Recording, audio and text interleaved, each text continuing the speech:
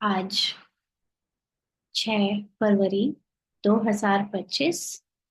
बाबा के आज के महावाक्य सुनते हैं। बाबा ने कहा, मीठे बच्चे। हाँ जी बाबा।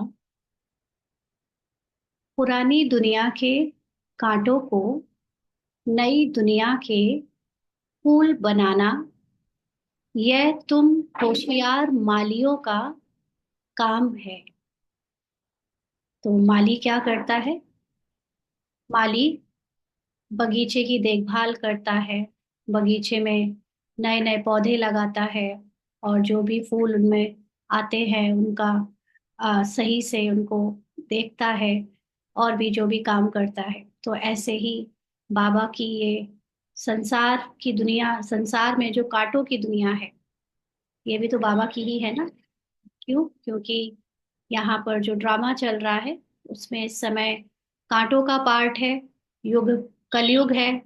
तो सभी देह अभिमान में एक दूसरे को ना चाहते हुए भी दुख देते ही रहते हैं, क्योंकि ज्ञान नहीं है। ड्रामा अनुसार युग में कलह क्लेश का समय चल रहा है। तो हर एक चाहे पुण्य कर्म भी करता है ना, किसी के लिए कोई सोशल वर्क भी करता है, तो क्योंकि देह अभिमान में करता है तो वो भी कहीं ना कहीं पे उसका अपने आप का देह अभिमान अहंकार बढ़ाता ही रहता है। तो ये पूरी दुनिया अभी कांटों की दुनिया है। पुरानी दुनिया माना रोल कॉन्शियस बॉडी कॉन्शियसनेस की दुनिया है। तो अभी बाबा हम बच्चों को ये नई दुनिया के फूल बनाने के लिए माली बनाकर दूसरों को भी फूल बनाने की प्रेरणा दे रहा है। खुद भी फूल बने, क्योंकि नई दुनिया में फूल बनने का मतलब एकदम मीठा बनना, भगवान के समान देवता बनना। तो वो होता है आत्माभिमानी स्थिति से। तो ये जो हम को बाबा ने जिम्मेदारी दी है कि तुम अपने को ज्ञान से, योग के बल से धारणा मूर्त आत्माभिमानी बनाओ, और फिर सेवा करो, औरों को भी फूल बनाओ, इसकी सेवा करो। तो आज का प्रश्न है, संगम युग पर तुम बच्चे कौन सी श्रेष्ठ तकदीर बनाते हो? संगम युग पर तुम बच्चे कौन सी श्रेष्ठ तकदीर बनाते हो? तो बाबा ने उत्तर दिया, कांटे से खुशबूदार फूल बनना, ये है सबसे श्रेष्ठ तकदीर। अगर एक भी कोई विकार है तो कांटा है। जब कांटे से फूल बनो, तब सतो प्रधान देवी देवता बनो। तुम बच्चे अभी 21 पीढ़ी के लिए अपनी सूर्यवंशी तकदीर बनाने आए हो। तो कांटे से खुशबूदार बनना, कांटे मतलब देह अभिमान को छुड़ा के, देह अभिमान से निकल कर न्यारे होकर आत्म अभिमानी बनना, क्योंकि आत्मा की जो वाइब्रेशंस है वो है उसकी खुशबू। आत्मा अपने को अनुभव करना, वो है फूल बनना। आत्मा बनकर ड्रामा के रोल को साक्षी होकर देखना, जिससे आत्मा के जो सर्व गुण है, जो सर्व शक्तियां हैं, वो ऑटोमेटिकली वाइब्रेशंस में चारों तरफ फैलती है। और साथ साथ वो इतनी हाईएस्ट स्टेज है कि उसमें उससे ज्यादा ऊंची तकदीर कुछ हो नहीं सकती। जैसे कोई सुपर हीरो बन जाता है कि उसके हर काम उसके संकल्प से होते हैं, उसकी ऑरा, उसका जो पर्सनालिटी होती है, आप समझ सकते हैं देवताओं के लिए, देवताओं को देखकर कि देवताओं से ऊंचा पद संसार में किसी का नहीं रहा। प्रकृति भी जिसकी दासी हो जाए, सुख संपदा हर चीज उसके पैरों में आ जाए ना, तो उससे ऊंचा बिना मेहनत के जीवन चले। तो इतना ग्लोरियस जीवन कब मिलता है? जब हम आत्माभिमानी हो जाते हैं, और यही सबसे ऊंची तकदीर है। तो इस समय हम अपने देह को भुलाकर, ये रोल को भुलाकर जो आत्माभिमानी बन रहे हैं, ये सबसे ऊंची तकदीर है, श्रेष्ठ तकदीर है। और अगर एक भी विकार है तो कांटा है। तो यहाँ पर दो अंडरस्टैंडिंग है, दो तरह के पुरुषार्थ हो सकते हैं, है ना। एक पुरुषार्थ कि हम अपने रोल को रोल ना समझकर, सच समझकर उसके एक एक कमी को, कमजोरी को, विकार को निकालने के लिए पुरुषार्थ करते रहे। अब क्रोध खत्म करना है, अब लालच खत्म करना है, अब ईर्ष्या खत्म करनी है। तो ऐसे जब हम एक एक विकार को हटाते हैं, ये समझकर कि मैं ये रोल ही हूँ, ये जो आखिरी जन्म में चल रहा पार्ट है, इसको पार्ट नहीं समझती, रोल नहीं समझती, बस यही मेरे सत्य है, इसको बदल कर मुझे देवताई सत्य बनाना है। तो ऊपर से जो मैं कोशिश करती हूँ, तो आप कितनी भी कोशिश करेंगे, कोई ना कोई विकार लौट के आ जाएगा। क्योंकि हम रोल के अभिमान में रहते हुए भले आत्मा जानते हैं और कहते भी हैं खुद को आत्मा, लेकिन आप जब तक सोल कॉन्शियस नहीं होते हो, सिर्फ एक होता है सोल को जानना, सोल की नॉलेज, और एक होता है सोल कॉन्शियस। तो सोल कॉन्शियसनेस का मतलब होता है कि जो आत्मा का सत्य है वही सत्य मैं अपना याद रखती हूँ, और रोल में जो भी कुछ दिख रहा है, बोला जा रहा है, किया जा रहा है, महसूस हो रहा है, उसको मैं झूठ समझती हूँ, वो मेरा सत्य नहीं है। तो अगर मैं अपने को रोल समझकर सिर्फ नॉलेज से आत्मा जानती हूँ, तो मैं विकारों को खत्म करने की कोशिश करती रहूंगी। तो ये समझूंगी कि मेरे अंदर कांटे बचे हैं, कोई ना कोई विकार दिखेगा। और अगर मैं अपनी को संपूर्ण आत्मा के रूप में समझ कर चलती हूँ, तो फिर मेरे अंदर रोल की कोई कमी कमजोरी, अपूर्णता, ये मेरी सच्चाई नहीं है। तब वो जो लगातार अपने सत्य की स्मृति को हम अनुभव में ले आते हैं, उसी से हम कांटों से फूल बन सकते हैं। तो तब सतो प्रधान देवी देवता बनेंगे, और 21 पीढ़ी के लिए सूर्यवंशी तकदीर बनाने के लिए हम यहाँ आए हैं। तो जो अभी हमारे इस पहले जन्म में ब्राह्मण जीवन जिसको कहेंगे, उसमें जो स्मृति बन जाती है, वो स्मृति 21 जन्म तक चलती है। 21 जन्म तक हमारी आत्माभिमानी स्थिति खत्म नहीं होगी, और उससे हमारा जीवन बहुत ऊंचा रहेगा, तकदीर बहुत ऊंची रहेगी। गीत है तकदीर जगा कर आई। ओम शांति। गीत बच्चों ने सुना, यह तो कॉमन गीत है, क्योंकि तुम हो माली और बाप है बागवान। हम्म, तो माली और बागवान, इसमें क्या अंतर होता है, बताएगा कोई? माली में और बागवान में क्या अंतर होता है? अनम्यूट करने की परमिशन है, बताएं कोई। बागवान और माली में क्या अंतर होता है? चैट पे भी लिख सकते हो और म्यूट करके भी बता ओम सकते हो। हाँ जी। जी। देवी। माली बगीचे की देखभाल करता है, और बागवान जो होता है वो स्वयं का बगीचा लगाने वाला होता है, जो खुद हम्म। का, वो बागवान होता है। और माली किसी के यहाँ भी देखभाल करने वाला हो सकता है। हम्म, ठीक है। ओके। तो यहाँ पर बाबा का इससे क्या अर्थ हो सकता है, तुम हो माली और बाबा है बागवान, इसको एलैबोरेट करेंगे? क्या मतलब हो सकता है इसका, कौन समझाएगा? बाबा अपने आप को कई बार माली कहता है। बाबा ओम हम सभी शांति दीदी। रूहानी आत्माओं का पिता है। हम्म। बाबा सब सब बगीचों का बागवान है, मतलब वो सब फूल उसी के ही हैं, इसीलिए वो बागवान है। हम्म। और हम मतलब यहाँ पे स्वयं के साथ साथ दूसरों को बना रहे हैं, इसलिए हम अभी माली हैं। हम्म, ठीक है। मोर और लेस सबके point है ना। तो बागवान के बाग में झाड़ भी होते हैं, है ना, कांटे भी होते हैं, फूल भी होते हैं, सब कुछ होते हैं। और बागवान यानी जो पूरे मालिक, क्या बोलते हैं उसको, नहीं वो बगीचा, वो जो बगीचा है, उस बगीचे में जो कुछ भी है वो सब कुछ बागवान का है। तो देखा जाए तो कलयुग से लेकर, मतलब सतयुग से लेकर कलयुग तक जितनी भी चीजें, जो कुछ भी संसार में हुआ है, वो सब बाबा जानता है, और सारे बच्चे चाहे जैसे हैं सब बाबा के हैं। लेकिन इस समय बाबा ने हम बच्चों को पहले कुछ फूलों को चुना, मतलब कांटों से निकाला, कांटों से यानी हमारे देह अभिमान से निकाल कर हमें आत्माभिमानी बनाया। तो अब बाबा हमको भी अपनी ड्यूटी पे लगा देता है कि अब तुम भी यही काम करो, और वो औरों में जो कांटे हैं वो उनको निकालो ना। तो ये बाबा बागवान यानी पूरे विश्व में अपने बच्चों को ये काम दे रहा है कि अब तुम्हें संसार को बॉडी कॉन्शियस से निकालकर सोल कॉन्शियस बनाना है, यानी कांटों से निकालकर फूल बनाना है। तो अब मालियों को कांटों से फूल बनाना है। ये अक्षर बहुत क्लियर है। भक्त आए हैं भगवान के पास, यह सब भक्तियां है ना। अब ज्ञान की पढ़ाई पढ़ने बाप के पास आए हैं।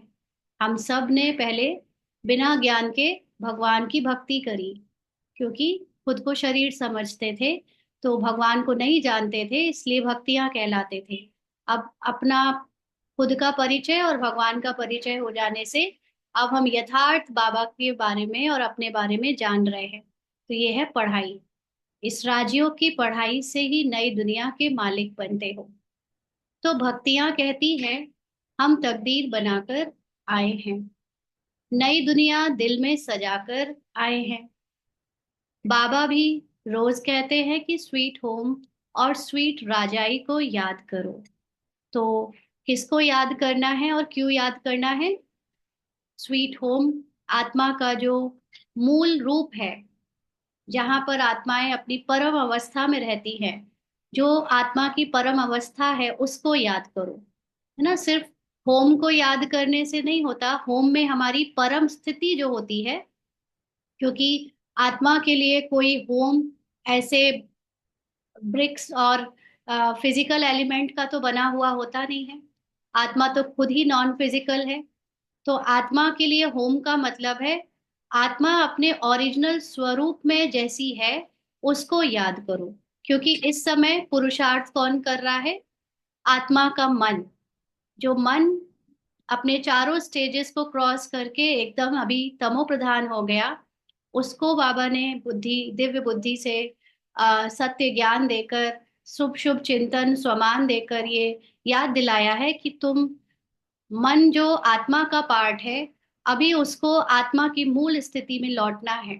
जो सतो प्रधान स्थिति है उसमें लौटना है। इसलिए अपने मूल को याद करो, होम को याद करो और स्वीट राजाई को याद करो। अर्थात अभी हम अगर खुद को थोड़ा भी देह के भान में समझते हैं कि रोल है हम, तो आपको अपने पुराने संस्कार और पुराने जो भी स्मृति और पुरानी चीजें हैं उनको छोड़ने के लिए कुछ नई चीजें चाहिए, बेहतर चीजें चाहिए। क्योंकि ऐसे ही ज्यादातर मनुष्य अपने आप को बाबा कहे भिखारी बना दो तो नहीं बना पाएंगे ना। बाबा जब ये कहे कि अगर तुमको मैं इसके बदले बहुत कुछ दूंगा, तो शायद वो ये सब चीजें छोड़ने को रेडी हो जाएंगे। तो आत्मा को जब थोड़ा सा देहभान होता है और वो पुरुषार्थ करती है, तो उसको बदले में जो बाबा राजाई देने का लालच देता है ना। जो सतयुग में राजाई मिलेगी उसके बारे में बताता है, वहां सोने के महल होंगे, पुष्पक विमान होंगे और बहुत कुछ होगा। तो उसके कारण हम यहाँ की जो चीजें हैं, पुरानी चीजें हैं, जड़ जड़ीभूत, उनको छोड़ने की के लिए तैयार हो जाते हैं, शरीर और शरीर की सारी स्मृतियां। तो ये उस स्वीट राजाई को याद करो, क्योंकि उसको याद करने से हम पुरानी दुनिया को भूलते जाएंगे। तो आत्मा को याद करना है। मुख्य बात क्या है? बाबा अगर हम सच में अपने को आत्मा समझते ही होते, तो फिर बाबा ये क्यों कहता कि आत्मा को याद करना है? इसका मतलब ही है कि हम अपने को आत्मा नहीं समझते, हम शरीर समझते हैं। और शरीर में भी जो मन है, वो बुद्धि है, संस्कार है, इसमें आ रही सारी चीजें वो हम खुद को समझते हैं। लेकिन आत्मा का ये जो पार्ट है, मन बुद्धि संस्कार फैकल्टी है, वो ओरिजिनली वैसी है नहीं जैसी अभी पार्ट में चल रही है। लेकिन आत्मा का ओरिजिनल स्वरूप उसकी सतो प्रधान स्थिति है, इसलिए उसको याद करना है। हर एक सेंटर पर कांटों से फूल बन रहे हैं। बाबा के पूरे विश्व भर में जितने भी सेंटर है, सबको आत्मा का ज्ञान दिया जा रहा है। फूलों में भी नंबरवार होते हैं ना। शिव के ऊपर फूल चढ़ाते, कोई कैसा फूल चढ़ाते, कोई कैसा। गुलाब के फूल और अक के फूल में रात दिन का फर्क है। यह भी बगीचा है। अक का फूल कांटेदार और गुलाब का फूल खुशबूदार। होता तो कांटे गुलाब के फूल में भी है, लेकिन गुलाब का जो ओरिजिनल फूल वाला एरिया होता है वो खुशबूदार होता है ना। नीचे वाले कांटों में जो नीचे के कांटे होते हैं, आप उसमें क्या होता है? वो है, अगर हम एक पूरा गुलाब का फूल विद उसकी डंठल देखें, तो नीचे उसमें कांटे हैं, ऊपर फूल है। तो ये सूचक है कि हमारे में जो आत्माभिमानी है वो है उसकी खुशबू, उसकी वाइब्रेशन, वो फूल है। और नीचे जो कांटे हैं डंठल में, वो मतलब हमारे अंदर, हमारे नहीं, हमारे रोल में जो देह भान का पार्ट बचा हुआ है, प्रारब्ध बची हुई है, हिसाब किताब बचा हुआ है, वो है कांटे। लेकिन तब भी वो कांटे होते हुए भी ऊपर वाली पंखुड़ी वाले फूल की वैल्यू है ना। कांटे होते हैं डंठल में, लेकिन ऊपर वाले फूल की वैल्यू है। इसका मतलब हमारे देह के पार्ट में, रोल में भले ही कुछ भी चलता रहे, लेकिन जो हमारी अंदर से आत्मा की स्थिति है, उसकी वाइब्रेशन के कारण हमारी वैल्यू है ना। और अक के फूल में तो वो पंखुड़ी वाला फूल वो होता ही नहीं, पूरे कांटे कांटे होते हैं। तो इसका मतलब दिन रात का फर्क है, सोल कॉन्शियस और बॉडी कॉन्शियस होने में दिन रात का फर्क है। तो यह भी बगीचा है। कोई मोतियों के फूल हैं, कोई चंपा के, कोई रतन ज्योत। तो जिसकी जितनी सोल कॉन्शियस स्टेज है, या जिसमें जितना ज्ञान है आत्मा का, ड्रामा का, और जिसकी जैसी स्थिति है, उस हिसाब से सब फूलों की अलग अलग वैरायटी है। चंपा, रतन ज्योत, मोती, और कोई अक के भी है ना। बाबा के पूरे संसार में देखो तो बाहर भी अक के कांटेदार फूल भी है, बॉडी कॉन्शियस है। और बाबा के चुने हुए फूलों में से भी जो बाबा ने यहाँ पर ब्राह्मण बी के रोल में बनाए हैं, उनमें भी बॉडी कॉन्शियस वाले बच्चे भी हैं। तो बच्चे जानते हैं इस समय सब है कांटे, यह दुनिया ही कांटों का जंगल है। इनको बनाना है नई दुनिया के फूल, इस पुरानी दुनिया में है कांटे। तो गीत में भी कहते हैं हम बाप के पास आए हैं, पुरानी दुनिया के कांटों से नई दुनिया का फूल बनने। हम सब यहाँ पे पढ़ाई किस बात की कर रहे हैं? सोल कॉन्शियस होने की। तो ये नई दुनिया में फूल मतलब जो लोग जाते हैं वो सब सोल कॉन्शियस होते हैं। तो दुनिया वाले तो जानते नहीं सोल कॉन्शियस क्या होता है। तो वो तो कह देते हैं कि अच्छे कर्म जो कर रहे हैं इस समय, जो अच्छा जो भी अच्छे लोग हैं वो जाएंगे सतयुग में, वो जाएंगे स्वर्ग में। लेकिन उनको नहीं पता कि इस समय जो भी अच्छे कर्म कर रहा है वो भी देह भान में आकर कर रहा है ना। तो देह भान में किए गए अच्छे कर्म भी पाप कर्म बन जाते हैं, क्योंकि आपने देह भान के कारण कुछ अच्छा किया। ये तो रोल में किसी को अच्छा किसी को बुरा पार्ट मिला है, रोल से कोई लेना देना नहीं होता सतयुग का। सतयुग में अंदर की स्थिति आत्माभिमानी होनी चाहिए। और वो आत्माभिमानी स्थिति केवल यहाँ पर रहकर आत्मा के ज्ञान जब मिले, वो भी शिव बाबा के द्वारा मिले, उस निराकार के द्वारा मिले, तभी वो धारण हो सकती है। दुनिया में चाहे कितना भी नॉलेज मिलती रहे आत्मा की, या बीइंग की, या कॉन्शियसनेस की, लेकिन वो क्योंकि उस कॉन्शियसनेस का सत्य नहीं जान पाते पूरा, ड्रामा नहीं जान पाते पूरा, इसलिए देह भान छोड़ ही नहीं पाते। तो सत्युग में नहीं जा सकते हो। तो बाबा नई दुनिया के फूल बनने के लिए कहता है तुम बच्चे यहाँ आए हो। जो बाप नई दुनिया स्थापन कर रहे हैं, कांटे से फूल अर्थात देवी देवता बनना है। देवी देवता कौन कहलाते हैं? जो अंदर से आत्माभिमानी होते हैं। गीत का अर्थ कितना सहज है। हम आए हैं तकदीर जगाने नई दुनिया के लिए। नई दुनिया है सतयुग। कोई की सतो प्रधान तकदीर है, कोई की रजो तमो है। कोई सूर्यवंशी राजा बनते हैं, कोई प्रजा बनते हैं, कोई प्रजा के भी नौकर चाकर बनते हैं। यह नई दुनिया की राजाई स्थापन हो रही है। तकदीर स्कूल में तकदीर जगाने जाते हैं ना, यहाँ तो है नई दुनिया की बात। इस पुरानी दुनिया में क्या तकदीर बनाएंगे? लोगों को रहता है ना कि इस दुनिया में हम नाम पाले, करोड़पति बन जाए, बहुत बड़े आदमी बन जाए, अपना यश कमा ले। तो बाबा के बच्चों को इस पुरानी दुनिया में कुछ भी इच्छाएं, कामनाएं, कोई भी एस्पिरेशन इस तरह की जो भौतिक और विनाशी हैं, उस तरह की नहीं होनी चाहिए। यहाँ क्या तकदीर बनाएंगे? पुरानी दुनिया में तो हम आत्माभिमानी होने के बावजूद हमारा शरीर पुराना है, तो हम देवताई यहाँ देवता बन नहीं सकते, भले ही अंदर से कितना भी सोल कॉन्शियस हो जाए, क्योंकि है ही पुरानी दुनिया रावण का राज्य। तो यहाँ पर तो कोई तकदीर बन नहीं सकती, भले अंदर से हम बदल रहे हैं। तुम भविष्य नई दुनिया में देवता बनने की तकदीर बना रहे हो। तो हमारा जो परिवर्तन हो रहा है, उससे जो रोल है वो ऊंचा होगा नई दुनिया में। तकदीर जो दिखेगी, जो भाग्य दिखेगा, वो नई दुनिया में दिखेगा। अभी तो हमारा भाग्य हमको ही पता है, क्योंकि हम अंदर से जानते हैं कि हमारे अंदर जो खुशी, जो शांति, जो पवित्रता और जो पावर्स हमको महसूस होने लगी है, वो कितनी ऊंची अवस्था है। लेकिन दुनिया वालों को इन सब की वैल्यू नहीं पता, इन चीजों की वैल्यू नहीं पता। उन्हें तो केवल वही दिखता है कलयुग में, जो भौतिक और जो सांसारिक चीजें हैं, उसमें जो ऊपर है वो आगे है। तो बाबा कहते हैं इसलिए तुम्हारी तकदीर भविष्य के लिए है। जिन देवताओं को सभी नमन करते आए हैं, हम ही सो देवता पूज्य थे, फिर हम ही पुजारी थे, पुजारी हैं। 21 जन्मों का वर्षा बाप से मिलता है, जिसे 21 पीढ़ी कहा जाता है। पीढ़ी वृद्ध अवस्था तक को कहा जाता है। बाप 21 पीढ़ी का वर्षा देते हैं, क्योंकि युवा अवस्था में व बचपन में बीच में अकाले मृत्यु कभी होता नहीं।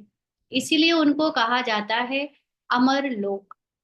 तो सतयुग में और त्रेता युग में पूरी उम्र होती है, क्योंकि वहां रोल कॉन्शियस नहीं होते, शरीर नहीं समझते, कोई विकार नहीं होते, इसीलिए बीच में हिसाब किताब का कोई कारण नहीं बनता कि मृत्यु हो। कलयुग और द्वापर युग में, खास तौर से कलयुग के अंत में तो हिसाब किताब बहुत होता है ना। इसीलिए मृत्यु जल्दी जल्दी होती है ताकि वो चुकतू हो सके। और सतयुग में ऐसा कुछ भी नहीं है, तो इसलिए वहां पूरी उम्र करके जाते हैं, इसलिए उसको अमर लोक कहते हैं। ये है मृत्युलोक, रावण राज्य। यहाँ हर एक में विकारी विकारों की प्रवेशता है। देह अभिमान है तो विकार है। जिसमें कोई एक भी विकार है तो काटे हुए ना, अंडरलाइन। तो अगर आपको ये लगता है कि मेरे अंदर एक भी विकार है, तो मतलब आप रोल कॉन्शियस हो। क्योंकि जो सोल कॉन्शियस है वो जानता है कि वो है ही निराकारी, निर्विकारी, निरहंकारी। आत्मा में, उसकी मूल अवस्था में कोई भी विकार टच नहीं हो सकता। लेकिन उसके लिए हमारा कॉन्शियसनेस, हमारी ज्ञान, हमारे अंदर जो अनुभव है वो आत्मा का हर समय हो। हम अपने उस संपूर्ण आत्मा को याद रखें, तब हमें लगेगा, तब हमें निश्चय होगा कि हमारे अंदर कोई विकार नहीं है, क्योंकि हम आत्मा है। और जो ये समझता है कि मेरे अंदर विकार है, मतलब वो बॉडी कॉन्शियस है, वो रोल कॉन्शियस है। और तभी उसमें कांटे हैं, मतलब वो कभी ना जो भी उसके द्वारा करा जाता है, बोला जाता है, सोचा जाता है, उसमें जो भी कमजोरियां हैं, जो भी किसी को दुख मिल रहा है या हिसाब किताब बन रहे हैं, हो कंप्लीट हो रहे हैं, वो उससे पहचान बनाए हुए हैं। खुद भी दुखी हो रहा है, औरों को भी दुखी कर रहा है, क्योंकि रोल समझता है, भले ही वो बाबा के बच्चे हैं, है ना। इसलिए ये बहुत गहरी बात है कि जिसको ये रोल लगता है कि मैं रोल हूं, उसमें विकार की प्रवेशता अंत तक रहेगी। और जिसको सोल हूं, और सोल में भी संपूर्ण आत्मा हूं, जो निर्विकारी आत्मा है। इसीलिए बाबा ने अपने आखिरी शब्द, 3 शब्द जो बोले, निराकारी, निर्विकारी, निरहंकारी, ना। क्यों? क्योंकि आत्मा है ही अपनी मूल स्थिति में निराकारी, निर्विकारी और निरहंकारी। ऐसे नहीं होगा कि हमारा रोल पहले निराकारी, निर्विकारी और निरहंकारी हो जाए, तब मैं आत्मा निराकारी, निर्विकारी, निरहंकारी बनूंगी। नो, मैं आत्मा हूं ही निराकारी, निरहंकारी, निर्विकारी, ये स्मृति मुझे कंटिन्यू रहेगी। तब मेरा रोल ये तीनों निराकारी, निर्विकारी, निरहंकारी के अकॉर्डिंग बजेगा। और हम पुरुषार्थ उल्टा करते आए। पुरुषार्थ हम सोचते थे ऊपर से जब हम पूरे निरहंकारी और निर्विकारी हो जाएंगे, तब हम अंदर से निराकारी, निरहंकारी, निर्विकारी रहेंगे। नो, अंदर से आप पहले बनोगे, तब ये इनसाइड टू आउट है। ये आउट टू इनसाइड नहीं है कि पहले बाहर बदलो फिर अंदर बदलेगा, पहले अंदर बदलो फिर बाहर बदलेगा। तो इसलिए अंदर क्या अंडरस्टैंडिंग है, उसके अकॉर्डिंग अगर हमें थोड़ा भी लगता है कि हमारे अंदर विकार है, मतलब हम कांटे हैं, मतलब हम बॉडी कॉन्शियस, रोल कॉन्शियस है।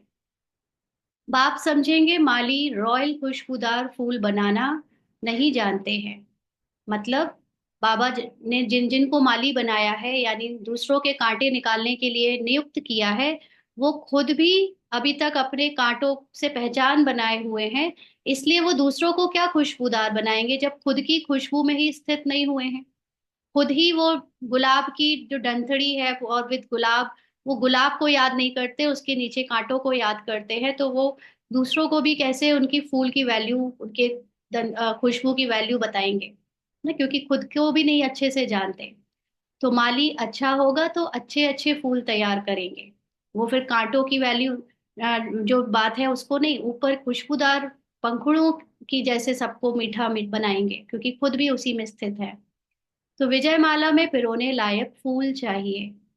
देवताओं के पास अच्छे अच्छे फूल ले जाते हैं ना। समझो क्वीन एलिजाबेथ आती है तो एकदम फर्स्ट क्लास फूलों की माला बनाकर ले जाएंगे। यहाँ के मनुष्य तो हैं तमो प्रधान। शिव के मंदिर में भी जाते हैं, समझते हैं ये भगवान है।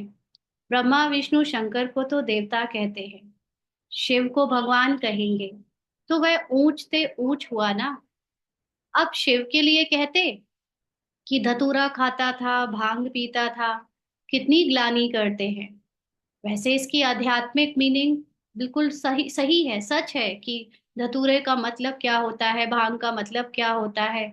लेकिन क्योंकि खुद को भी आत्मा नहीं जानते, अध्यात्म का कोई ज्ञान नहीं है, गहराई सूक्ष्मता की कोई मीनिंग नहीं समझते, तो शरीर के भान में आकर कह देते हैं कि वो अक के फूल वाला धतूरा और वैसा भांग पीते हैं ना। स्थूल बना दिया है भगवान के लिए भी।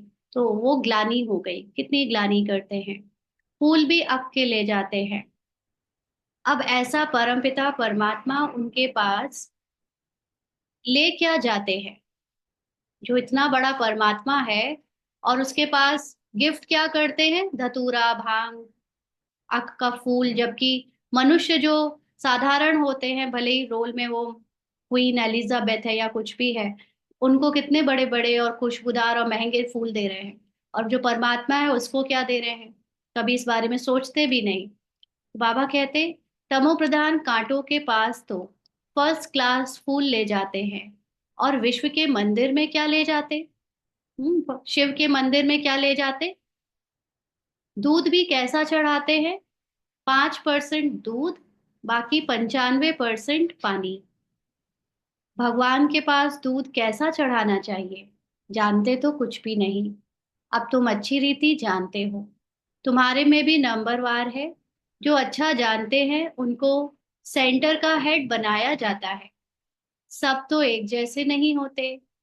भले पढ़ाई एक ही है, मनुष्य से देवता बनने की ही एम ऑब्जेक्ट है, परंतु टीचर तो नंबरवार है ना। हाँ, यहाँ पर भी भगवान बाबा की पढ़ाई सारे सेंटर्स में चलती है, मधुबन से लेकर छोटी छोटी गीता पाठशाला और यहाँ तक कि ऑनलाइन सब जगह चलती है। लेकिन पढ़ाने का जो सबका तरीका है वो तो अलग अलग है, अपनी अपनी समझ ज्ञान और धारणा पर निर्भर करता है। तो बाबा कहते हैं विजय माला में आने का मुख्य आधार है पढ़ाई। पढ़ाई तो एक ही होती है, उसमें पास तो नंबरवार होते हैं, है ना। सारा मदार पढ़ाई पर है। कोई तो विजय माल्या के 8 दानों में आते हैं, कोई 108 में, कोई 16,108 में। सिजरा बनाते हैं ना, जैसे झाड़ का भी सिजरा निकलता है। पहले पहले एक पत्ता, दो पत्ते, फिर बढ़ते जाते हैं। यह भी झाड़ है। बिरादरी होती है, जैसे कृपलानी बिरादरी ना, बाबा के जो बिरादरी सी सिंधी में, वो ऐसी कृपलानी बिरादरी आदि आदि। यह सब है हद की बिरादरियां, शरीर की, जाति और कास्ट है, और जो भी रिलीजन के हिसाब से है।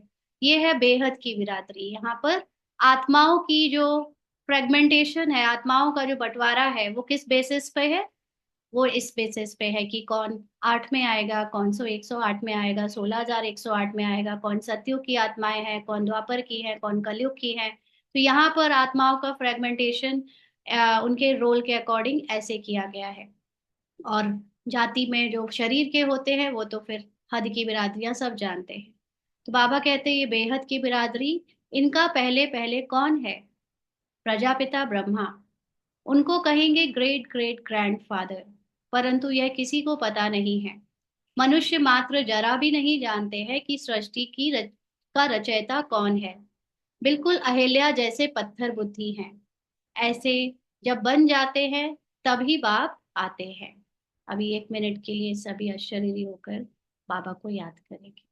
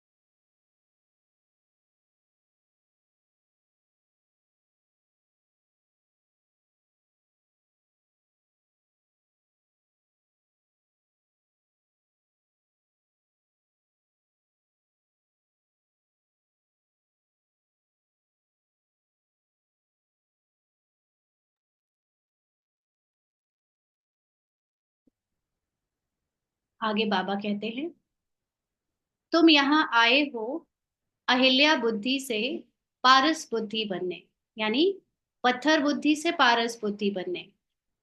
तो नॉलेज भी धारण करनी चाहिए ना। नॉलेज जो बाबा हमें रोज सुनाता है आत्मा की, उसके सत्य की, ड्रामा की, तो उसको समझ कर यूज करना चाहिए प्रैक्टिकल जीवन में। बाप को पहचानना चाहिए और पढ़ाई का ख्याल करना चाहिए। समझो आज आए हैं, कल अचानक शरीर छूट जाता है, फिर क्या पद पा सकेंगे। हाँ, अगर ज्ञान नहीं ले सके ज्यादा और शरीर छूट गया तो क्या पद पाएंगे। नॉलेज तो कुछ भी उठाई नहीं, कुछ भी सीखे नहीं, तो क्या पद पाएंगे। दिन प्रतिदिन जो देरी से शरीर छोड़ते हैं उनको टाइम तो थोड़ा मिलता है, क्योंकि टाइम तो कम होता जाता है। उसमें जन्म ले क्या कर सकेंगे। माना बाबा के बच्चे जो अभी पढ़ाई को अच्छे से नहीं पढ़ते और उनका शरीर अब जितना बाद में छूटेगा, तो ऐसा तो नहीं कि अभी सतयुग शुरू हो गया है तो वो वहां पहुंच जाएंगे। उनको जन्म तो यहीं लेना पड़ेगा कलयुग में ही। और क्योंकि अपने पुराने ब्राह्मण जीवन में उन्होंने बहुत अच्छे से ज्ञान नहीं उठाया, बहुत अच्छे से पढ़ाई नहीं करी, धारणा नहीं की, आत्माभिमानी नहीं बने, तो अब जो आखिरी में जो वो बच्चा बन के पैदा होंगे, तो फिर उनको फिर कितना टाइम मिलेगा, कितना समय मिलेगा ये ज्ञान को दोबारा लेकर अपनी स्थिति बनाने का। ना तो फिर वो कुछ नहीं कर सकेंगे। हाँ, तुम्हारे से जो जाएंगे, अच्छा ऊपर वाली बात बाबा ने उनके लिए बताई जो अभी तक ज्ञान में थे नहीं, बट अब जो शरीर छोड़ रहे हैं लास्ट लास्ट में, वो बच्चा बनकर पैदा होंगे भी तो उनको कोई परिचय देगा तो भी उन्हें समझ में नहीं आएगा।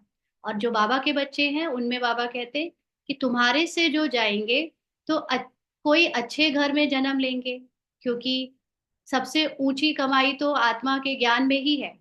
और जो जितना ज्यादा सोल कॉन्शियस होता है वो उतना ऊंचा पद पाता है। सत्युग की तो है ही बात, लेकिन यहाँ पर भी आत्माभिमानी होने के कारण उसको घर, अगर कलयुग में ही जन्म मिलेगा तो भी अच्छा घर मिलेगा उसके अपनी स्थिति के हिसाब से, क्योंकि वो फिर शरीर के हिसाब किताब से मुक्त होता है। ज्यादा उसको आत्मा की स्थिति में शरीर के हिसाब किताब परेशान नहीं करते। तो बाबा कहते हैं संस्कार ले जाते हैं तो वह आत्मा झट जाग जाएगी ना। आजकल बच्चे भी ज्ञानी कितने होते हैं, छोटे छोटे बच्चे आ रहे हैं, उनको भी बाबा का ज्ञान है। तो शिव बाबा को याद करने लगेगी। संस्कार ही नहीं पड़े हुए होंगे तो कुछ भी नहीं होगा। उसने सुना ही नहीं कभी ज्ञान आत्मा का, सुना भी तो कभी समझा ही नहीं, धारण नहीं किया, तो वो जाग नहीं पाएगी। शिव बाबा संस्कार ले जाते हैं तो वह आत्मा झट जागेगी, शिव बाबा को याद करने लगेगी। संस्कार ही नहीं पड़े हुए होंगे तो कुछ भी नहीं होगा। इसको बहुत महीनता से समझना होता है। माली अच्छे अच्छे फूलों को ले आते हैं तो उनकी महिमा भी गाई जाती है। फूल बनाना तो माली का काम है ना। अब जो शरीर के निमित्त बने हुए हैं, क्योंकि ज्यादातर कांटे आते हैं ना, सब कांटे ही तो बन आते हैं यहाँ पर बाबा का ज्ञान सुनने, यानी देह अभिमान में ही तो आते हैं। तो देह अभिमान से उनको आत्माभिमानी बनाना, ये उसकी पढ़ाई कराने के लिए तो देह में ही किसी टीचर को नियुक्त करना पड़ता है। तो जो भी टीचर या जो भी निमित्त भाई बहन सेवाधारी नियुक्त होते हैं, उनका काम है कि वो औरों को भी आत्माभिमानी बनाए। ऐसे बहुत बच्चे हैं जिनको बाप को याद करना आता ही नहीं है। हाँ, तकदीर के ऊपर है ना, तकदीर में नहीं है तो कुछ भी समझते नहीं। तकदीरवान बच्चे तो बाप को यथार्थ रीति पहचान कर उन्हें पूरी रीति याद करेंगे। बाप के साथ साथ नई दुनिया को भी याद करते रहेंगे। गीत में भी कहते हैं ना, हम नई दुनिया के लिए, नई तकदीर बनाने के लिए आए हैं। तो नई दुनिया को याद करना बहुत जरूरी क्यों है? क्योंकि हम कलयुग में अगर अपनी बुद्धि लगाए रखेंगे, कलयुग में तो अब खाना पीना, हवा पानी और जो भी संसार में हो रहा है वो सब एकदम नेगेटिव है और वो वेस्ट है ना। उस क्योंकि खत्म होने वाला है, इसलिए उसके बारे में सोचना भी वेस्ट है। जैसे आप पुराने घर में अगर रहते हो तो उसकी मरम्मत करा कर चलाते रहते हो, लेकिन जब आपका नया घर बनना तैयार हो जाता है तो आपको फिर पुराने घर में कोई इंटरेस्ट नहीं रह जाता उसकी मरम्मत में, उसको ठीक रखने में। फिर आपको लगता है बस जाना ही तो है अपने नए घर में। तो इसलिए अगर हम अपने नए घर को यानी नई दुनिया को याद करेंगे, माना उसमें जो हम अंदर से दैवी संस्कार वाले हैं, आत्माभिमानी हैं, तो वो जब याद करेंगे तो हमारे देह भान का कोई भी पार्ट रोल जो प्ले होता है या दूसरों का रोल प्ले होता है देह भान से रिलेटेड कमजोरियों का, विकारों का, तो हमारा उसमें ध्यान खत्म हो जाता है। नई दुनिया को याद करने से ये फायदा होता है। नई दुनिया को याद करना माना नए संस्कारों को, नई स्मृति को, अपनी आत्मा के अनादि और देवताओं का आदि पार्ट को याद करना, जिससे फिर कलयुग के पार्ट से हम न्यारे होने लगते हैं तो कलयुग हमें फिर प्रभावित नहीं करता। तो इसलिए बाबा कहते हैं, गीत में भी कहते हैं ना, हम नई दुनिया के लिए नई तकदीर बनाने के लिए आए हैं। 21 जन्म के लिए बाप से राज्य भाग्य लेना है। इस नशे और खुशी में रहे तो ऐसे ऐसे गीत का अर्थ इशारे से समझ जाएं। जिसकी धारणा अच्छी है, ज्ञान की समझ अच्छी है, वो हर गाने से भी कुछ ना कुछ यथार्थ निकाल लेता है, इशारा समझ लेता है। स्कूल में भी कोई की तकदीर में नहीं होता है तो फेल हो पड़ते हैं। यह तो बहुत बड़ा इम्तिहान है। भगवान खुद बैठ पढ़ाते हैं। यह नॉलेज सभी धर्म वालों के लिए है। बाप कहते हैं, अपने को आत्मा समझ मुझ बाप को याद करो। तो आत्मा का ज्ञान तो हर धर्म वाले को होना चाहिए, क्योंकि हर धर्म, ये धर्म तो शरीर के हैं, लेकिन उसमें जो पार्ट बजाने वाली आत्मा है वो तो सभी की एक है ना। इसलिए वो नॉलेज को जानने का हक हर एक का है। तुम जानते हो किसी भी देहधारी मनुष्य को भगवान कह नहीं सकते। ब्रह्मा विष्णु शंकर को भी भगवान नहीं कहेंगे। वह भी सूक्ष्म वतन वासी देवताएं हैं। यहाँ है मनुष्य, यहाँ सब देहधारी मन के वश हैं। यहाँ देवताएं नहीं है, यानी यहाँ आत्माभिमानी नहीं है। ये है मनुष्य लोक। यह लक्ष्मी नारायण आदि दैवी गुण वाले मनुष्य है, जिसको डेटिज्म कहा जाता है। सतयुग में सभी देवी देवता हैं, यानी वहां सभी आत्माभिमानी होंगे। सूक्ष्म वतन में है ही ब्रह्मा विष्णु शंकर। तो तीनों देवता कैसे हैं? सूक्ष्म में है। संकल्पों के द्वारा रचित ये श्रेष्ठ पाठ बजाने वाले ब्रह्मा विष्णु शंकर को सूक्ष्म वतन में रखा है, ताकि उनके द्वारा हम ये ज्ञान समझ सके कि ब्रह्मा स्थापना करते हैं, विष्णु पालना करते हैं और शंकर डिस्ट्रॉय करते हैं कलयुग को। गाते भी है ब्रह्मा देवताय नमः, विष्णु देवताय नमः, फिर कहेंगे शिव परमात्माए नमः। शिव को देवता नहीं कहेंगे और मनुष्य को फिर भगवान नहीं कह सकते। आजकल तो यहाँ पर सब कोई मनुष्यों के नाम के आगे भी थोड़ा सा कुछ किया और भगवान कहने लग पड़ते हैं ना। लेकिन भगवान सिर्फ एक है और उसको मनुष्य की उपाधि में बिल्कुल नहीं रखा जा सकता। 3 फ्लोर है ना, हम हैं थर्ड फ्लोर में। तो 3 फ्लोर का मतलब हमारे 3 लेवल्स हैं।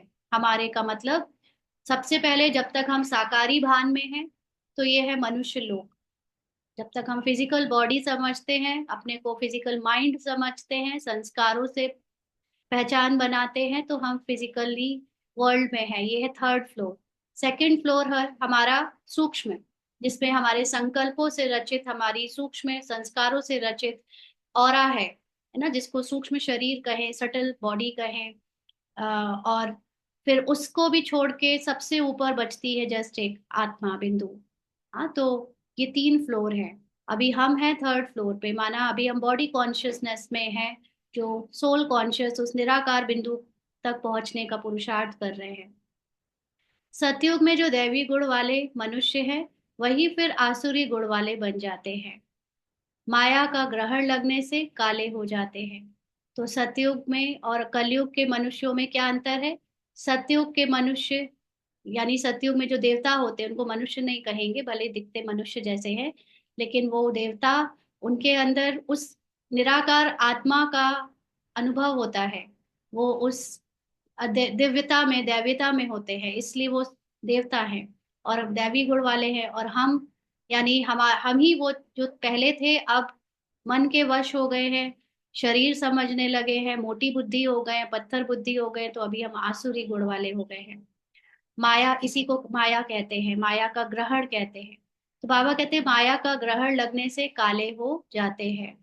जैसे चंद्रमा को भी ग्रहण लगता है ना, चंद्रमा को ग्रहण लगता है मतलब ऐसा थोड़ी ना कि चंद्रमा के ऊपर कोई काली, चंद्रमा ही काला हो जाता है आधा और फिर गोरा होता है।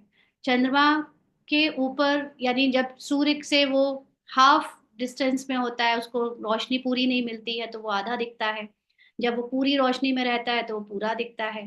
तो ऐसे ही हम लोगों में भी, जब हम पूरा तरह से आत्मा को भूल जाते हैं, तो हमारे ऊपर ग्रहण लग जाता है, तो हम बन जाते हैं बॉडी कॉन्शियस। और जब हम पूरी तरह से आत्मा को जान जाते हैं, आत्मा में स्थित हो जाते हैं, तो हम पूरी तरह सोल कॉन्शियस हो जाते हैं। तो ऐसे ही यहाँ पर ये माया का ग्रहण है, जब अपने को आत्मा नहीं समझ पाते, हद की शरीर, हद के रोल, हद के संस्कार, इनसे पहचान बनाते हैं, तो हमारी आत्मा की जो लाइट है वो नहीं निकलती, वो मतलब बाहर हमको दिखती नहीं, इसलिए ग्रहण कहेंगे उसे। तो वह है जो सूर्य और चांद बाहर वाला है, वो है हद की बातें, और ये है बेहद की बात। तो सिर्फ कंपैरिजन इसलिए किया जाता है ताकि हमारी समझ अच्छे से हम उसको समझ पाए, क्योंकि हमें अभी बिल्कुल हद की बुद्धि में ही चीजें समझ आती हैं। तो बेहद का दिन और बेहद की रात है। आत्मा के लिए दिन है सोल कॉन्शियसनेस, और आत्मा के लिए रात है उसकी बॉडी कॉन्शियसनेस। गाते भी है ब्रह्मा का दिन और रात, क्योंकि ब्रह्मा को ही ये दिन और रात का पार्ट का ज्ञान मिलता है। ऐसा नहीं कि ब्रह्मा ही दिन और रात में होते हैं इसलिए उनको ब्रह्मा कहते हैं। हर आत्मा दिन और रात से गुजरती है, माना soul conscious to body conscious में गुजरती है। लेकिन ब्रह्मा को इसका ज्ञान मिलता है, और ऐसे ही ब्राह्मणों को मिलता है। तो हर आत्मा को नहीं मिलता सोल का ज्ञान, द्वापर से कलयुग तक आने वाली आत्माओं को नहीं मिलता ना, सिर्फ सतयुग वाली और त्रेता युग की आत्माओं को ही मिलता है। इसलिए उनको ब्राह्मण रोल में आना पड़ता है। तुमको अभी एक बाप से ही पढ़ना है, बाकी सब कुछ भूल जाना है। बाप द्वारा पढ़ने से तुम नई दुनिया के मालिक बनते हो। यह सच्ची सच्ची गीता पाठशाला है। पाठशाला में हमेशा नहीं रहते। देखो आज भी बाबा ने ये बात कह दी ना, कि हमेशा हमको ऐसा नहीं होगा कि हम मुरली सुनते रहेंगे, ज्ञान लेते रहेंगे। जैसे स्कूल की पाठशाला होती है, उसमें भी पढ़ के आप बन जाते हो एक बार कुछ, तो बस स्कूल कॉलेज बंद हो जाता है। तो यहाँ भी हम पढ़ाई कर रहे हैं अपनी उस स्थिति तक पहुंचने के लिए। पाठशाला में तब तक है जब तक हमारी वो स्थिति नहीं बन जाती।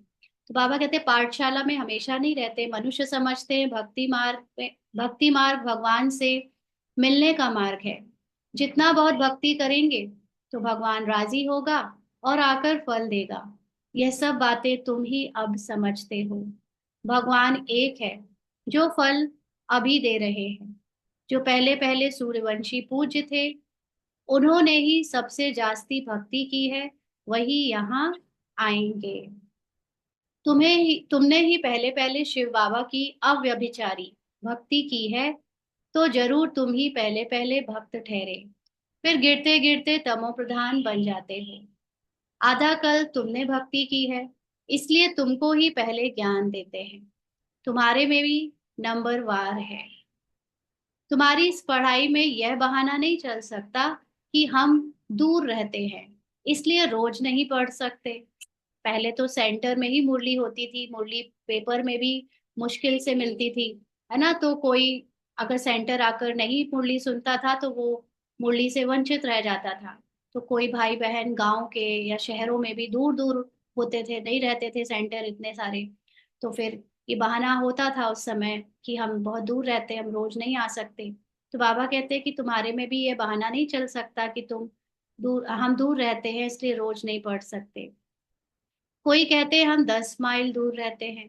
अरे बाबा की याद में तुम 10 माइल भी पैदल करके जाओ तो कभी थकावट नहीं होगी।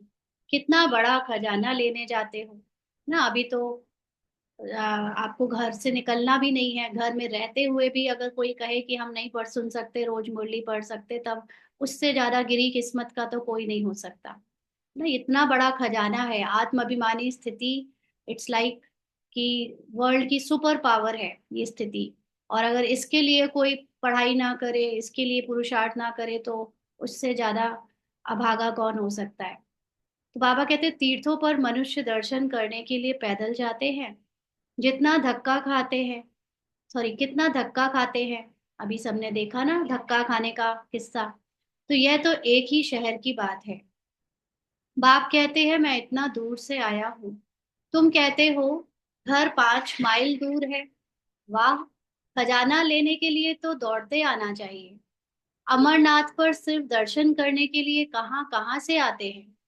सिर्फ दर्शन, 2 सेकंड के लिए बाहर वाली आंखों से एक शिवलिंग दिख जाए, इतने से दर्शन के लिए कितने दूर दूर से लोग आते हैं। अभी प्रयागराज में लोग साउथ से, कश्मीर थ्रू कन्याकुमारी और विदेशों से जस्ट नदी के उस पानी में एक डुबकी लग जाए उतने के लिए आए हैं। हाँ, तो कहाँ कहाँ से आते हैं। यहाँ तो अमरनाथ बाबा जो चैतन्य में है वो स्वयं पढ़ाने आए हैं। तुमको विश्व का मालिक बनाने आए हैं ना। एक जन्म के 2 4 दुखों को काटने के लिए नहीं, लेकिन दुख पूरी तरह खत्म हो जाए ऐसे समाधान देने के लिए, सॉल्यूशन देने के लिए आया हुआ है। तो उससे भी अगर हम पढ़ने ना आए तो क्या कहा जाए। बाबा कहते तुम बहाना करते रहते हो। सवेरे अमृत वेले तो कोई भी आ सकते हैं। अगर वैसे दिन में टाइम नहीं है, कामकाज है, रिस्पॉन्सिबिलिटी है, तो 4 बजे तो ना किसी का ऑफिस खुलता है, ना दुकान खुलती है, ना किसी का कोई घर में कोई खाना पीने का काम होता है। उस समय अगर सेंटर खुलते होते तो उस समय भी जा सकते हो। उस समय कोई डर नहीं है, कोई तुमको लूटेंगे भी नहीं। जिसने आत्मा का अभ्यास करना शुरू कर दिया ना, उसके ऊपर ये सारी चीजों का फिर असर पड़ या कहना चाहिए कर्म ऐसे होने उनके साथ बंद हो जाते हैं। अगर कोई चीज, जेवर आदि होंगे तो छीनेंगे। तो जेवर आदि कौन पहने होगा? जो बॉडी कॉन्शियस होगा, है ना। तो फिर उसके लिए तो छीनने छीनने वाले चोर भी हो सकते हैं। तो चोरों को चाहिए ही धन पदार्थ, यानी फिजिकल बॉडी की चीजें।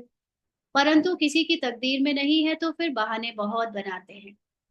पढ़ते नहीं तो अपना पद गवाते हैं। बाप आते भी भारत में हैं, भारत को ही स्वर्ग बनाते हैं। सेकंड में जीवन मुक्ति का रास्ता बताते हैं। परंतु कोई पुरुषार्थ भी करे ना, यानी बाबा जो ज्ञान दे रहे हैं उसमें, उसके अर्थ में, आत्मा के अर्थ में, पुरुष के अर्थ में टिकने का कोई अभ्यास भी तो करे ना। कदम ही नहीं उठाएंगे तो पहुंच कैसे सकेंगे। ब्राह्मण जीवन में हमारा मुख्य लक्ष्य है जीवन मुक्ति तक पहुंचना। जीवन मुक्ति का अर्थ होता है कि हमारे अंदर सुख दुख, मान अपमान, निंदा स्तुति, गर्मी सर्दी और बॉडी की कोई भी, शरीर की कोई भी हिसाब किताब का प्रभाव पड़ना बंद हो जाए। मैं उस आत्मा साक्षी दृष्टा की स्थिति में परमानेंट स्थित हो जाऊं, जिससे ये रोल में अब कुछ भी हो, मुझे रोल की कोई भी बात मेरे आनंद को, मेरे सुख को, मेरी शांति को छीन ना सके। इस जीवन मुक्ति तक हर ब्राह्मण को, हर बीके को पहुंचना चाहिए, इसका पुरुषार्थ करना चाहिए। लेकिन अगर आत्माभिमानी होने का कदम ही नहीं उठाएंगे तो कैसे पहुंचेंगे। तुम बच्चे समझते हो कि यह है आत्माओं और परमात्मा का मेला। बाप के पास आए हैं स्वर्ग का वर्षा लेने। नई दुनिया की स्थापना हो रही है। स्थापना पूरी हुई और विनाश शुरू हो जाएगा। अंडरलाइन।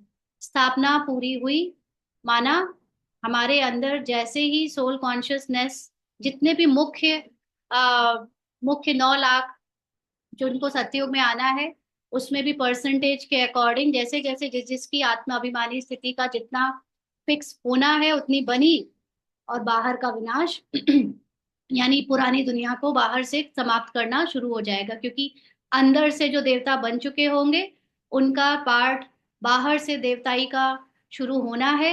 इसलिए पुराने ये जो सेटअप है, पुराना जो ड्रामा का स्टेज है, उसको अब हटाना पड़ेगा। नया सेटअप बनाने के लिए पुराना हटाना पड़ेगा ना। इसलिए वो जैसे ही अंदर से देवताई स्मृति जाग गई, तो बाहर की भी पुरानी दुनिया को खत्म करने के लिए विनाश शुरू हो जाएगा। तो ये वही महाभारत की लड़ाई है ना। तो महाभारत जो अंदर चल रही है, उसमें अभी स्थापना का काम चल रहा है। अभी हमारे अंदर वो सोल कॉन्शियस स्थिति का हम पुरुषार्थ कर रहे हैं, जिससे विनाश अंदर का भी जो आसुरी और कलयुगी स्वभाव संस्कार स्मृति है, उसका धीरे धीरे विनाश होना भी शुरू हो गया है। अंदर हो गया है शुरू, तो बाहर भी दिख ही रहा है, थोड़ा थोड़ा हर जगह कहीं ना कहीं कुछ ना कुछ हो रहा है। तो ये जैसे जैसे अंदर हमारी स्थापना कंप्लीट हो जाएगी, कंप्लीट सोल कॉन्शियस जिसकी जितनी परसेंटेज में होनी है उतनी ना, किसी की जैसे ब्रह्मा बाबा की मान लीजिए पता नहीं कितने में हुई है, लेकिन मान लीजिए कि उनकी 24 घंटे में 24 घंटे या 20 घंटों में उनकी सोल कॉन्शियस स्टेज कंप्लीट हुई है।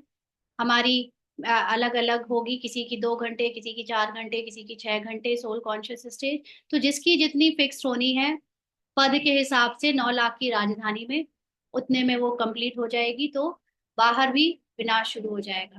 विनाश फिर पूरी तरह से शुरू हो जाएगा। अभी थोड़ा थोड़ा तो हो ही गया है शुरू। तो यह वही महाभारत की लड़ाई है ना। अच्छा, मीठे मीठे सिकी लदे बच्चों प्रति माता पिता बाप दादा का याद प्यार और गुड मॉर्निंग। रूहानी बाप की रूहानी बच्चों को नमस्ते। हम रूहानी बच्चों की रूहानी बाप दादा को याद प्यार गुड मॉर्निंग और नमस्ते बाबा, शुक्रिया, थैंक यू बाबा। धारणा के लिए मुख्य सार है। पहला पॉइंट, बाप जो ज्ञान का खजाना दे रहे हैं उसको लेने के लिए दौड़ दौड़ कर आना है। इसमें किसी भी प्रकार का बहाना नहीं देना है। ये पढ़ाई, ये नॉलेज अभी नहीं तो कभी नहीं, टाइम ओवर हो जाएगा, फिर कुछ नहीं कर पाएंगे। तो इसलिए जहां भी जिसमें अब तो कोई बहाना ये भी नहीं दे सकता कि मुरली नहीं सुन सकते। अब तो हर समय हर एक के पास अपना अपना एक टीवी है ना, एक मोबाइल के रूप में पूरा ज्ञान का खजाना है, चाहे जब जहां चाहे उतना उठा सकते हैं। तो अब बाबा धर्मराज के रूप में जब मिलेगा तो ये भी नहीं सुनेगा कि मैं सुन नहीं पाता था, मेरे पास टाइम नहीं था ना। कोई बहाना नहीं देना है। बाप की याद में 10 माइल भी पैदल चलने से थकावट नहीं होगी। विजयमाला में आने का आधार पढ़ाई है। अंडरलाइन। योग तभी अच्छा लगता है, योग तभी यथार्थ होता है, आत्मा की स्थिति तभी बनती है जब पढ़ाई पूरी हो, जब हमने अच्छे से ज्ञान को समझा हो, सूक्ष्मता में समझा हो, तभी हम योगी अच्छे बनते हैं और तभी विजयमाला में आ सकते हैं। पढ़ाई पर पूरा ध्यान देना है। कांटों को फूल बनाने की सेवा करनी है। स्वीट होम और स्वीट राजाई को याद करना है। आज का वरदान है, संगम युग के महत्व को जान, एक का अनगिनत बार रिटर्न प्राप्त करने वाले सर्व प्राप्ति संपन्न भाव। संगम युग के महत्व को जान, एक का अनगिनत बार रिटर्न प्राप्त करने वाले सर्व प्राप्ति संपन्न भाव। तो बाबा ने समझाया, संगम युग पर बाप दादा का वायदा है, 1-2 लाख लो। तो फिजिकल रूप पे लेने की बात नहीं है। फिजिकल रूप की कॉन्शियसनेस के लिए आप 1 सेकंड लगाओ और बदले में लाख लो। मतलब आपकी उस कॉन्शियसनेस से आपकी जो स्थिति बनेगी, वो आज के मनुष्य के लाखों भी वो दे देना, तो भी वो स्थिति बना नहीं सकते, जान नहीं सकते। तो ये संगम युग में जो नॉलेज मिली है हमको, और जो ये बाबा का साथ मिला है कि एक बार बाबा बोला या 1 सेकंड भी आत्मा समझा, तो आपको उसके बदले में वो प्राप्ति होती है जो लाखों रुपया खर्च करके भी नहीं हो सकती। तो जैसे सर्वश्रेष्ठ समय, सर्वश्रेष्ठ जन्म, सर्वश्रेष्ठ टाइटल इस समय के हैं, वैसे सर्व प्राप्तियों का अनुभव अभी ही होता है। आत्मा अपने मूल रूप में सब गुण और शक्तियों से भरी हुई है, लेकिन उसको वहां उसका कोई अनुभव नहीं है, ना ज्ञान है। तो उसका अनुभव और उसका ज्ञान तो केवल हमें अभी ही होता है, क्योंकि नॉलेज अभी मिलती है तो अनुभव भी अभी हो सकता है। अभी एक का सिर्फ लाख गुणा नहीं मिलता, लेकिन जब चाहो, जैसे चाहो, जो चाहो, बाप सर्वेंट रूप रूप में बंधे हुए हैं। यानी जब भी आपको जो चाहिए, जैसा चाहिए, अब इसको चाहने के लिए लोग स्थूल रूप में भी ले रहे हैं, है ना। लोगों ने बाबा को अपनी स्थूल इच्छाएं, कामनाएं पूरी करने के लिए भी यूज कर किया है और कर रहे हैं, और उनकी कामनाएं पूरी हो रही हैं। लेकिन वो लाख गुणा रिटर्न नहीं है बाबा को याद करने का। लाख गुणा रिटर्न तब कहा जाए जब आपके अंदर दैवीय संस्कार, दैवीय आत्माभिमानी स्थिति बन जाए, वो है लाख गुणा रिटर्न। और जो आपने यहीं की चीजों को मांग लिया, वापस ले लिया, या यहाँ पे ही अपने काम बनवा लिए अपने देह भान के, वो तो लॉस है एक तरह से। तो बाबा कहते हैं कि अभी इस समय चाहे जैसे आप बाबा को सर्वेंट रूप में यूज करके, वो क्यों बंधा हुआ है, एक का अनगिनत बार रिटर्न मिल जाता है, क्योंकि वर्तमान समय वरदाता ही आपका है। जिसकी ये नॉलेज इतनी हाईएस्ट है, वो इस समय ना सिर्फ नॉलेज से बल्कि हमें अपनी शक्ति से भी हेल्प कर रहा है। तो जब बीज आपके हाथ में है, तो बीज द्वारा जो चाहो वह सेकंड में लेकर सर्व प्राप्तियों से संपन्न बन सकते हो। बीज मतलब नॉलेज। उस नॉलेज को अपने अंदर इमर्ज करो, तुम कौन हो, तुम कितने पावरफुल हो। और उस आत्मा की जो परम आत्मा के समान है, वो स्मृति, वो स्थिति आप एक सेकंड भी बनाते हो, तो वो जो आत्मा की ओरिजिनल स्टेट में सर्व प्राप्तियां हैं, वो आप उसको अपने अंदर अनुभव करने लगते हो, उससे संपन्न बन सकते हो। ये ज्ञान अभी के सिवा फिर कभी नहीं मिलता। जबकि जैसे इसका मतलब ये हुआ कि आपके घर में एक बहुत बड़ा खजाना है, तिजोरी में रखा हुआ है, लेकिन कई सालों से उसमें जनरेशन्स रह रही हैं, बहुत सारी जनरेशन रह के चली गई, किसी को भी उस खजाने के बारे में आज तक पता ही नहीं था। उस तिजोरी के बारे में कि जो दीवार में चुनी हुई है, जो दिखने में नहीं आती थी, उस किसी को नहीं पता था। लेकिन एक समय आया कि एक जनरेशन को क्या ये नॉलेज कहीं से मिली कि आपके इस दीवार के पीछे एक खजाना है, तिजोरी है, उसमें सब कुछ भरपूर है। तो अब अगर वो नॉलेज उस जनरेशन ने यूज नहीं करी, उस तिजोरी को खोल के उसका खजाना यूज नहीं किया, तो ये उस जनरेशन के बाद फिर वो लुप्त हो जाएगी नॉलेज, और फिर वो खजाना, वो तिजोरी वहीं की है, रहेगी वहीं पे, लेकिन उसके बारे में ना नॉलेज होगी, ना उसको कोई यूज कर सकेगा। तो अभी वही समय है जब हमें पता है कि हम आत्मा हैं, और आत्मा की संपूर्ण स्थिति है ही सर्व प्राप्तियों से संपन्न। तो जब चाहो, जो चाहो, जिस समय चाहो, आप उस सर्व प्राप्ति संपन्नता की स्टेज को आत्मा बनकर अनुभव कर सकते हो। तो ये वो समय है कि आप बीज को भी अपने हाथों में लिए हो, माना नॉलेजफुल भगवान को, जिसके पास नॉलेज की चाबी है, उसको अपने हाथों में लिए हो, तो उसे यूज करो। और अपनी संपन्नता को इस समय हम जितना ज्यादा अनुभव करेंगे, ये पता है, ये बहुत वैसी चीज है, ये एक तरह से है वर्चुअल। आपको स्थूल रूप में कोई खजाना नहीं दिखने में आ रहा है, लेकिन आपको सूक्ष्मता में उसका जितना ज्यादा, खुद की निश्चय से जितना ज्यादा अनुभव करोगे, वो निश्चय आपके स्मृति में इतना सबकॉन्शियस माइंड में चला जाएगा, जो 21 जन्म तक आपको इतना ऊंचे पद में रखेगा और सब प्राप्तियां कराएगा स्थूल रूप की। तो हम यहाँ पर सोचते हैं कि बाबा महसूस तो नहीं होता, पता तो नहीं चलता, पार्ट में तो गरीबी है, पार्ट में तो मैं बहुत कमजोर हूँ, पार्ट में तो मैं विकारी हूँ।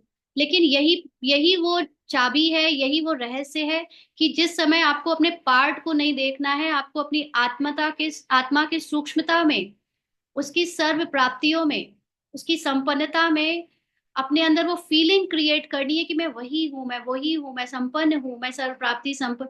जितना ज्यादा आप उस फीलिंग को अपने अंदर क्रिएट करते जाओगे, उसकी निश्चय में टिकोगे, उसके फल स्वरूप आपको पदम गुणा होकर आपको 20-21 जन्म, जो बाबा अभी भी उसका महसूसता होगी, तो आप बहुत अपने आप को रिच पाओगे। और बाकी के 20 जन्म तक स्थूल रूप में भी आपको उसकी रिचनेस मिलेगी, क्योंकि एक्चुअली में प्रॉब्लम या प्राप्ति उसको नहीं कहते कि आपकी तिजोरी में लाखों और करोड़ों रखे हैं। प्राप्ति उसको कहते हैं जो आप अपने अंदर महसूस करते हो। कोई बहुत करोड़पति और अरबपति अगर बहुत कंजूस है और जीवन जीते हुए अपना मरते दम तक वो यही सोच के जीता रहा, मेरे पास तो बहुत कम है, मुझे और कमाना है, मेरे पास कुछ है ही नहीं, तो उसके वो पदम और अरबपति होने का कोई फायदा नहीं, क्योंकि उसने उस कॉन्शियसनेस के साथ शरीर छोड़ा है जिसमें उसको गरीबी महसूस होती थी। तो वो गरीबी ही में ही जन्म लेगा अगले जन्म में, क्योंकि उसने अपने आप को बहुत कंजूसी में रखा, पैसों की कमी में रखा, तो वो लॉस में मरा। उसने उसके पास होते हुए भी उसने उस गरीबी अमीरी को महसूस नहीं किया। और कोई यहाँ पर कितना भी गरीब है, भिखारी भी है, लेकिन वो अपने को एक महाराजा समझता है, अंदर से वो बहुत रिच समझता है, जितना है संपूर्ण है, मैं संतुष्ट हूँ, कितना तो है हमारे पास। इस फीलिंग के साथ उसने अगर शरीर छोड़ा, तो अगले जन्म में उसको वही रिचनेस स्थूल रूप में मिलेगी।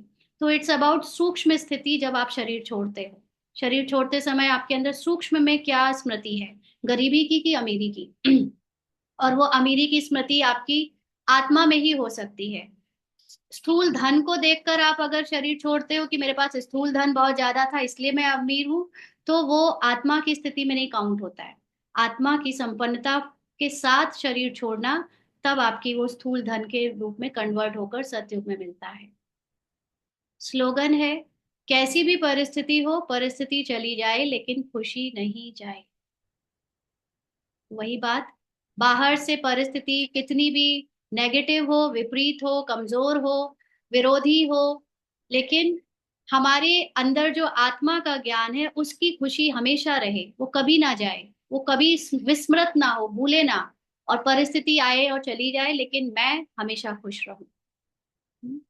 अव्यक्त इशारे, एकांत प्रिय बनो, एकता और एकाग्रता को अपनाओ।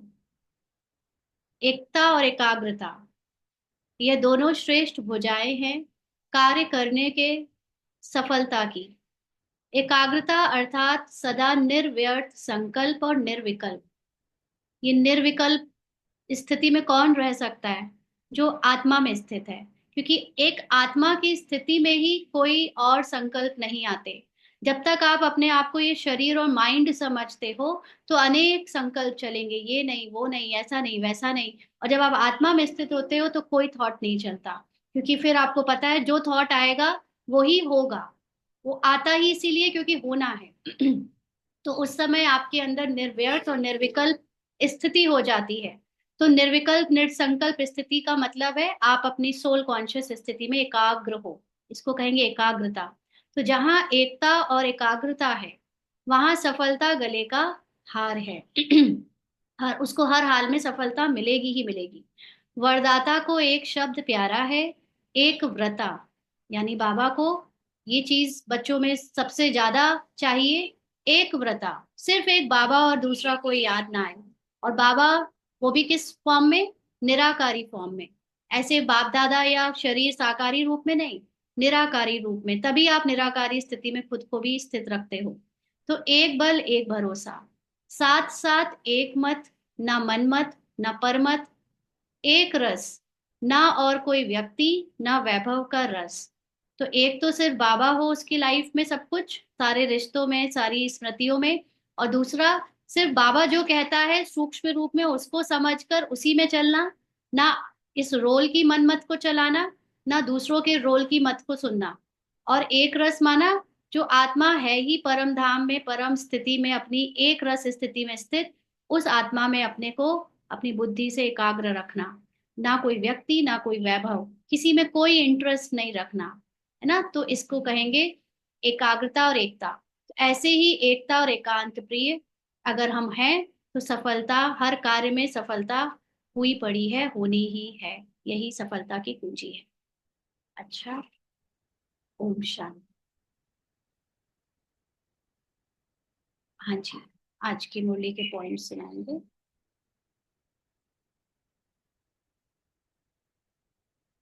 हाँ, ब्रह्मा बाबा की मस्तक में देखते, देखिए ऐसा नहीं कि हमें फोटो रखने में कोई प्रॉब्लम है। फोटो में रखें, आप उनकी आंखों में देखें, आप उनकी दृष्टि लें बाप दादा की, उसमें कोई प्रॉब्लम नहीं है। लेकिन आपकी स्मृति सिर्फ आंखों से देखने तक सीमित नहीं रह जाए। मैं अगर अपने इस रोल में मैंने जो पुरुषार्थ किया है, उसमें बाबा की फोटो को देखते देखते कब, मतलब कभी इसने फोटो में देखा ही नहीं। एक्चुअली लगता ऐसा है कि मैं बाबा की फोटो को देख रही हूँ, लेकिन अंदर से वो जो स्थिति है, जो स्मृति है, वो तो परम धाम चली गई होती है ना। तो आपको एकाग्रता के लिए भले आंखें देखनी पड़ रही हैं, दृष्टि लेनी पड़ रही है, लेकिन वो स्थूल दृष्टि से होते हुए आप सूक्ष्म उस परम धाम की स्मृति में चले जाओ। जैसे होता है जिसको कहते हैं खो जाना, तो आप खो जाओ। ये नहीं कि हम बस स्थूल आंखों में ही बस देखे जा रहे हैं। जैसे देखा गया है, वो जब बाप दादा दृष्टि देने बाबा मिलन में आते हैं ना, तो बच्चे उनकी आंखों को देखने के लिए ऐसे ऐसे ऐसे ऐसे कहाँ कहाँ से ताका झाकी करते रहते हैं। तो वो आंखों को देखने से दृष्टि नहीं मिलती है। दृष्टि का मतलब है भगवान ने जो ज्ञान से हमारा तीसरा नेत्र खोला है, उससे जो हमें समझ आई है, जो दर्शन मिला है, जो हमको ऐसी बातें जो इन हद की बुद्धि और दो आंखों से नहीं दिखती थी, वो बातें दिखनी शुरू हो गई हैं, समझ आनी शुरू हो गई हैं, उसको कहते हैं एक्चुअली में दृष्टि मिलना। लेकिन क्योंकि हमारी समझ स्थूल तक ही अभी तक पत्थर बुद्धि, अहिल्या बुद्धि की तरह स्थित है, तो हमें बस आंखों को ही देखने की आदत है। आंखों को देखकर दृष्टि लेने की आदत है, जबकि आंखों को देखकर दृष्टि लेने से आपकी अंदर की समझ बढ़ जाएगी। इसका कोई भी प्रूफ नहीं है, और ना ऐसा कोई सच में होता है ना। लोग 40-50 साल से दीदियों की, भाइयों की और ब्रह्मा बाबा की फोटो से दृष्टि ले रहे हैं, लेकिन वो दृष्टि आंखों की नहीं होती है। वो दृष्टि का मतलब ज्ञान से आपकी तीसरे नेत्र की दृष्टि वो खुलती है, तो आपको गहरी और रहस्यमयी बातें, आत्मा का सत्य, ड्रामा का सत्य समझ आता है। फिर उसको आप धारण करते हो, जीवन में उतारते हो, तो आपका दृष्टिकोण ही बदल जाता है। उसको दृष्टि कहते हैं, वो सूक्ष्म दृष्टि है, उसको लेना है ना। वो तो ठीक है कि हमें एकाग्रता के लिए फिजिकल कुछ फोटो चाहिए, फिजिकल कोई चीज चाहिए, तो हम बैठ गए लेने लगे दृष्टि। हाँ जी। अब अनम्यूट कर सकते हैं आप पॉइंट सुनाने के लिए। बाबा ने बोला है कांटों से फूल बनना है, अगर कोई भी विकार है तो कांटा है। ठीक है। बाबा ने कहा बागवान है और हम माली हैं। ठीक है। संगम युग के महत्व को जानना, देख के आगे अनगिनत रिटर्न प्राप्त करो। ठीक है। हाँ जी संदीप। कौन है भाई या बहन? बताएं प्लीज। जिन्होंने भी अनम्यूट किया प्लीज ओम बताएं। शांति। हम्म। ओम शांति। बाबा कहते हैं हमारी परिस्थिति जैसी भी हो, लेकिन बाबा का ज्ञान हमारे अंदर से कभी भी नहीं जाना चाहिए। हमेशा बाबा को ही याद करना है। परिस्थिति आएगी और चली जाएगी, लेकिन हमें बाबा को नहीं छोड़ना है, सिर्फ पकड़ ही रहना है। ओम शांति दीदी। बाबा ने बोला कुछ भी हो जाए, whatever is the reason, कुछ भी सिचुएशन आ जाए, पर हमारी खुशी ना जाए, स्थिति ना हिले। हम्म। आपका नाम क्या है? आपका नाम नहीं पढ़ा है यहाँ पर। जूही। जूही, हाँ। ठीक। ठीक। हाँ जी। और कौन सुनाएगा? पढ़ाई पर पूरा अटेंशन देना है, विजय माला में आने का आधार पढ़ाई है। और कोई? संगम युग में महत्व जानो और एक के अनगिनत रिटर्न प्राप्त करो, तो सर्व संपन्न बनो। ठीक। और किसी को सुनाना है?